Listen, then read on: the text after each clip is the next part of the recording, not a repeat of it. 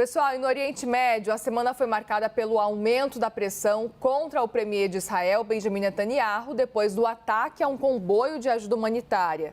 7 voluntários morreram, incluindo estrangeiros, o que aumentou a condenação internacional. E para entender melhor como que essas críticas internas e externas podem colocar em risco o governo de Netanyahu, a gente conversa agora ao vivo com o João Coates Miragaia, historiador e colaborador do Instituto Brasil-Israel. Muito bem-vindo aqui, João. Obrigada por conversar com a gente. Falei o seu nome corretamente? Sim, falou. Perfeito, Bom, muito obrigado bom. pelo convite. Muito bom te ter aqui. Bom dia para você. Aqui, boa tarde. Bom dia para vocês aí no Brasil. Boa tarde para aí. Quero muito te ouvir sobre a sua avaliação sobre o que tem acontecido e de que forma que o que tem acontecido, principalmente nas últimas semanas, por lá, na faixa de Gaza, pode impactar o controle de Netanyahu sobre o conflito. Bom, a verdade é que os acontecimentos propriamente da faixa de Gaza, por incrível que pareça, eles não são exatamente os que causam mais turbulência no comando do Netanyahu, no controle do país, na situação política dele, que já não era nada estável, mesmo antes desse ataque a esse comboio da Cozinha Central Mundial, né, que é uma organização ligada à Agência das Nações Unidas, à Organização das Nações Unidas, perdão. O que, na verdade, impacta a situação do Netanyahu aqui é principalmente a questão interna. Uma, efetivamente, tem relação com a guerra, e a outra não, né? Essas duas causas que estão colocando o Netanyahu no momento na corda bamba.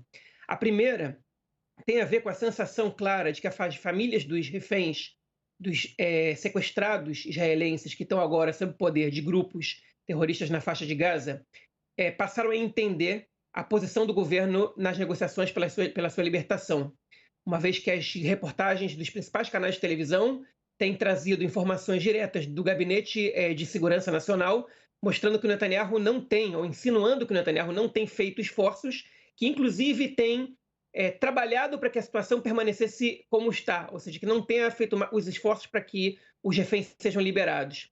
E essa informação fez com que as famílias, por exemplo, pelo menos um grupo grande de famílias, emitisse um comunicado no início da semana passada dizendo que a partir de agora as suas manifestações seriam também pela queda do governo. E a segunda questão, que não tem exatamente uma ligação direta com a guerra, mas que um pouco, obviamente, sempre tem, é que a Suprema Corte determinou que as academias rabínicas que tenham jovens em idade de alistamento militar, que não estejam servindo o exército, tenham seu orçamento público cortado, até que esses jovens se alistem. E isso impacta a coalizão do governo Netanyahu, porque ele conta com os partidos ultra-ortodoxos e ele não conseguiu trazer uma solução para essa questão. Pois é, queria justamente perguntar de que forma que esse cenário pode também favorecer a oposição em Israel, especificamente, na sua avaliação, João. Bom, a oposição, na verdade, a situação que a gente vive hoje em Israel é uma situação complexa, porque o principal nome, segundo as pesquisas, para substituir o Netanyahu, caso haja eleições, ele faz parte do governo.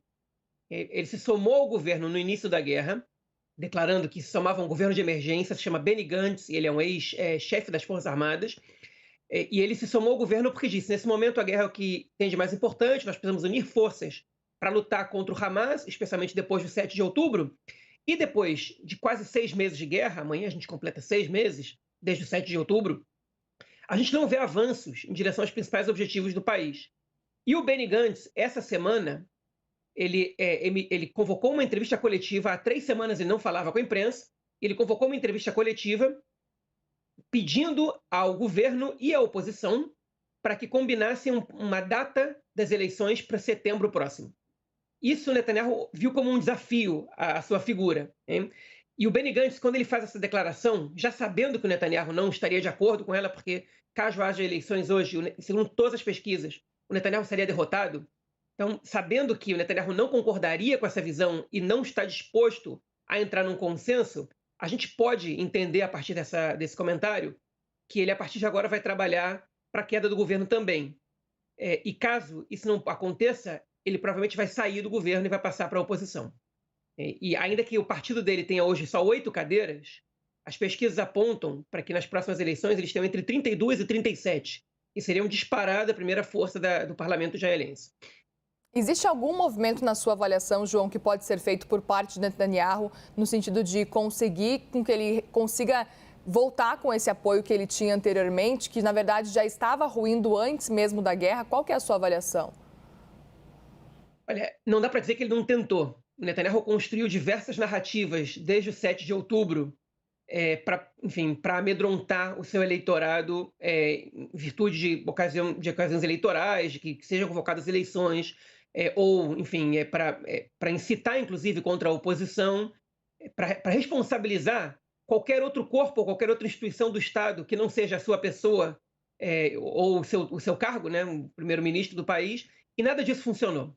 Segundo as pesquisas, nada disso funcionou. O partido do Netanyahu segue com a mesma quantidade de cadeiras, uma mais, uma menos, segundo as pesquisas, há 6 meses. E sem um fato novo, é muito pouco provável que o Netanyahu consiga reverter essa situação. E qual seria esse fato novo? Eu não sei dizer. Eu imagino que ele esteja em busca disso, né? Que seja a cabeça do Yahya Sinwar, que é o líder do Hamas na faixa de Gaza, ou que seja um acordo de normalização com a Arábia Saudita ainda durante a guerra, né? Ou alguma situação do gênero, porque a cada dia que passa, a própria população israelense se convence mais de que os objetivos dessa guerra, os objetivos alcançáveis por meios militares, eles não são reais. Na semana passada, o canal 13 de televisão divulgou uma pesquisa que mostrava que 61% da população israelense não acredita que o Hamas possa ser derrotado durante essa guerra. Se 61% já não acreditam, é sinal de que a guerra ela já perde o seu sentido. Então, seria melhor já estabelecer um acordo e que os reféns retornem.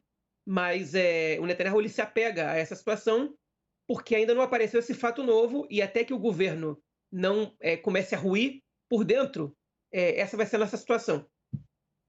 Muito bem, nós conversamos com João Coates Miragaia, historiador e colaborador do Instituto Brasil-Israel. Muitíssimo obrigada pela participação aqui com a gente na CNN. João, uma ótima tarde para você.